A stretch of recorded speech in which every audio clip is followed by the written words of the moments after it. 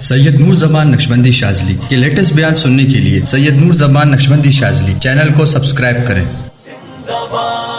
جتنے بھی لوگ ہیں کراچی، ابھی یہ دیکھیں کہ مراکز کا نہ جڑنا، یہ کمیاں ہیں آپ لوگوں کی۔ جب انسان مل کر جماعت بن کر بیٹھتا ہے تو ایسی صورت میں اللہ کی مدد آتی ہے، اجماع القلوب کی وجہ سے اللہ کی رحمتوں کا نزول ہوتا ہے، اور مشائخ کی صحبت جو ہے یہ لازمی ہوتی ہے، اور صحبت یاد رکھے کہ ان لوگوں پر ہوتی ہے جن کا نصاب طے ہو جاتے ہیں۔ پہلے والے پر مجاہدہ ہے، اور جو اپنے آپ کو کامل سمجھتے ہیں اس پر صحبت لازم ہے۔ طالب علم پہ کیا ہے؟ مجاہدے ہیں، اور جو مجاہدوں سے اپنے آپ کو فارغ سمجھتے ان پر صحبت لازم ہو جاتی ہے۔ ایسے لوگ جب مراکز سے کرتے تو شیاطین نہ بیٹھنے کی وجہ سے پھر شیطان ان کو وسوسے ڈالتے ہیں، کاٹتے ہیں۔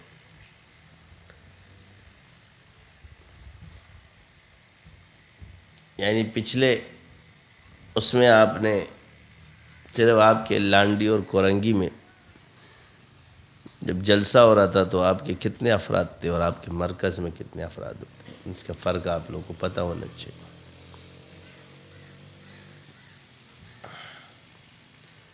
یہ کمزوریاں ہیں، مرکز سے نہ جڑنا، اس کو ختم کرو۔ شہرت تو اللہ ایسی بھی دے گا، مگر جہاں سے اللہ آپ کو شہرت دے گا اگر اس سے کٹو گے تو اسی طرح گمنام ہو جاؤ گے جیسے پہلے تھے۔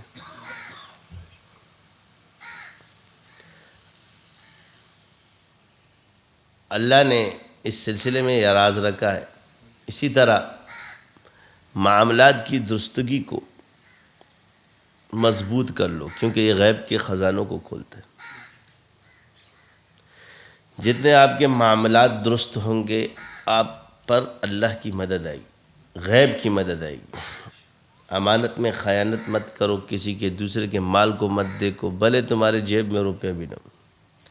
کسی کا حق دینا ہو اس حق کو استعمال مت کرو، تب آپ پر اللہ غیب کے خزانے کھولتا ہے۔ لیکن اگر آپ اس کو کھا جاؤ، امانت میں خیانت ہو جائے تو آپ سے اللہ کی مدد اٹھ جاتی ہے۔ یہ جو سلسلے میں آپ کی ترتیب رکھی ہے، سب سے پہلے معاملات کی درستگی ہوتی ہے۔ جب معاملات کی درستگی نہیں، آپ کے اندر مال خرچ کرنے کا مادہ پیدا ہونا چاہیے۔ یہ جو سسٹم آپ کو دیا گیا ہے حصوں کا، تقسیم کا، یہ اللہ کی طرف سے آپ کی تربیت ہو جائے گی انشاءاللہ، کیونکہ ایسا مال ہے کہ حضور نے حصہ مانگا ہے اس میں، اور میں چاہتا ہوں کہ آپ لوگوں میں 1 روپے کی خیانت بھی نہ ہو، 1 پیسے کی بھی۔ یہ مت دیکھو کہ یار یہ لوگ کہاں سے آ رہے ہیں، یہ لوگ کم ہو گئے، اس چیز میں معاملات کو خراب کرنے کی وجہ سے، کیونکہ نگاہ آپ کی کس پہ چلی گئی؟ مخلوق پر ہی چلی گئی۔